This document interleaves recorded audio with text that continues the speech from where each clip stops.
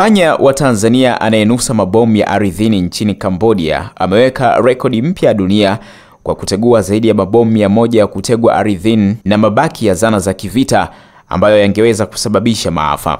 Kwa mujibu wa shirika la kutoa misaada ya kutegua mabomu la Ubelgiji Apopo, limesema panya huyo aitwaye Ronin amekuwa akifanya kazi kaskazini mwa Cambodia kwa zaidi ya miaka 3 na kugundua mabomu 109 na vifaa vingine hatari 15.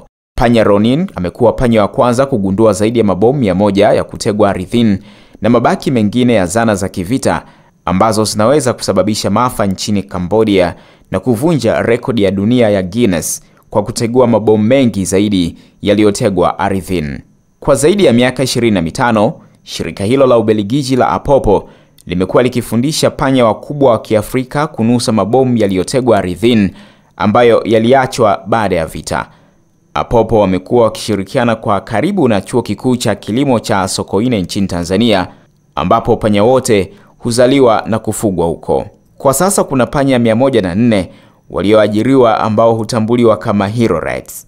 Panya Ronin alizaliwa Agosti 13 ya mwaka 2019 mkoani Morogoro hapa nchini Tanzania. Amevunja rekodi ya awali iliyokuwa ikishikiliwa na panya Magawa ambaye naye pia alitokea Tanzania, ambaye aligundua mabomu 71 kabla ya kustaafu mwaka 2021.